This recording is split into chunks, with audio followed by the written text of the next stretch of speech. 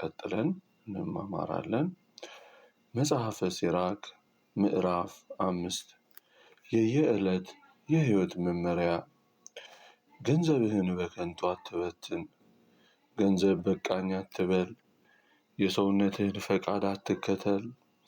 እግዚአብሔር ተበቅሎ ያጠፋልና እኔ ኃይለኛ ነኝ ማን ይችለኛል አትበል።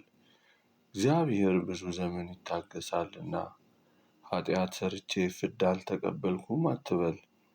ስለ ኃጢአትህ ንስሐ መግባትን አትፍራ።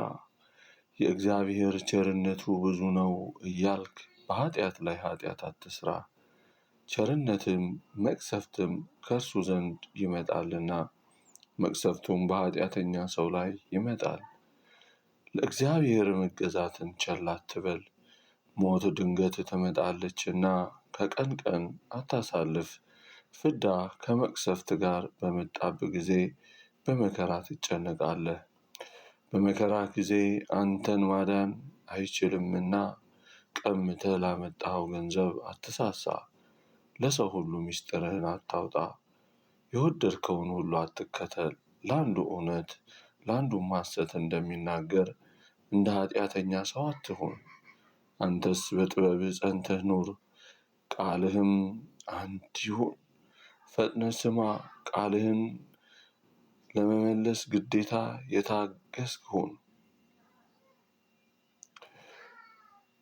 ጠላቶቹን እስክታስፈራራለት ድረስ፣ እስክታስገርምለት፣ እስክታስደነግጥለት፣ እስክትቀስፍለት፣ እስክታስተምረው ድረስ ደርሳ፣ ሰውነቱንም እስክታስገዛለት ድረስ ደርሳ፣ በመከራም እስክትፈትነው ድረስ ደርሳ ከእርሱ ጋር ጸንታ ትኖር ዘንድ አስቀድማ ትሰጠዋለች። ከዚህ በኋላ ግን ቢተዋት ትቀበለዋለች፣ ምክሩንም ትገልጥለታለች። ከእርሷ ወጥቶ ብሄር ግን ትለየዋለች፣ በሚያገኘውም በጠላቶች ትጥለዋለች። የምትነግረው እንዳለ ለባልንጀራ ንገረው። የምትነግረው ነገር ከሌለ ግን እጅህን በአፍህ ላይ አድርገህ ዝም በል። መከበርና መዋረድ ከቃል የተነሳ ነው። የሰው መከራው በአንደበቱ ከተናገረው ነገር የተነሳ ነው። ሐሜተኛ አትሁን፣ በአንደበትህ አውታታ አትሁን። የሌባ ኀፍረቱ ጥቂት ነው፣ ልቡናው ሁለት ነገር የሚያስብ ሰው ግን መከራው ጽኑ ነው። በታላቁም በታናሽም ሰው ዘንድ ቸር ሆነህ ተገለጥ። አሜን። ስለ ውድ ቃሉ የእግዚአብሔር ስም የተመሰገነ ይሁን። መጽሐፈ ሲራክ ምዕራፍ 6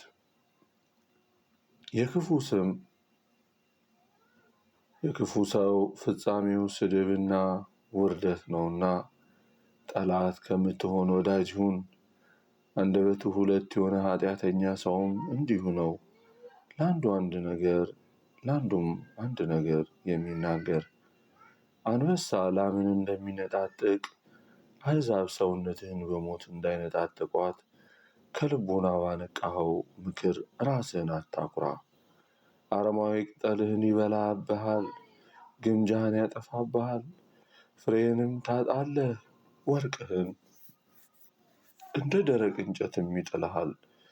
ክፉ ሰውነት ገንዘብ ያደረጋትን ሰው ታጠፋዋለች፣ ጠላቱንም በሱ የጨከነ ታደርገዋለች። ልዝብ አንደበት ወንድሜ ወንድሜ ማለትን ያበዛል፣ ልዝብ አፍ ወዳጅን ያበዛል። ብዙ ሰዎች ወዳጆችህ ይሁኑ፣ ነገር ግን ከብዙዎቹ አንዱ ምክርህን ከምትናገር ከልቡና ጋር አንድ ይሁን። ወዳጅ ባበጀህ ጊዜ በችጋር ወራት አብጅ። ነገር ግን ወረተኛ ለጥቂት ቀን የሚሆን ወዳጅ አለና በመከራ ጊዜ ከአንተ ጋር መከራህን አይታገስምና ፈጽም አትመነው። ጠላት የሚሆንህ የሚለግድህ ይሰድብሃል፣ ሰውረህ የሠራኸውን ኃጢአትህንም የሚገልጥብህ ወዳጅ አለ። ስለ ማዕድህም የሚወድ ወዳጅ አለ፣ እርሱም ካንተ ጋር አይኖርም። ከተቸገርክ በኋላ ይለይሃል፣ በተሾምክ ጊዜ እንዳንተ ይሆናል። ቤተሰብህንም ይገዛል። ብትቸገር ግን እርሱ ባላጋራ ይሆናል፣ እንዳታየውም ይሰወርሃል። ከጠላቶችህ ራቅ፣ ወዳጅ መስለው ከሚመጡብህ ጠላቶችህ ተጠበቅ። የታመነ ወዳጅ እንደ ጸና አላባሽ እግሬ ነው። እርሱን ያገኘ ሰው ድል ባገኘ። ለታመነ ወዳጅ መለወጥ የለውም፣ ለአንደበቱ መለወጥ የለውም። የታመነ ወዳጅ የሚያስር ኮሶ ነው።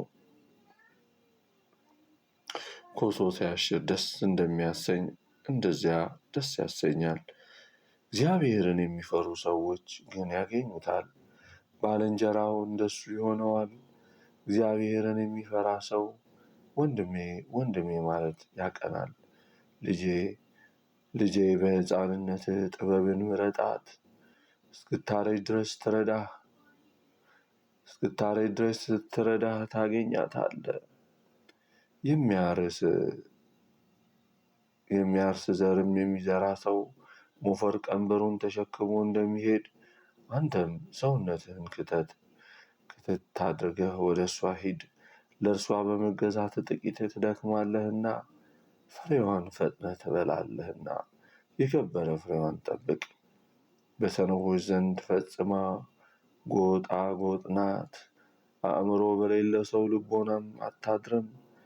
የፈተና ደንጊያ አንስተው በተሸከሙት ጊዜ እንደሚከብድ እንዲሁ ትከብዳቸዋለች፣ ፈጥኖም ይጥሏታል። ጥበብስ እንደ ስሟ ናት፣ ብዙ ሰዎችም የሚያውቋትም አይደሉም።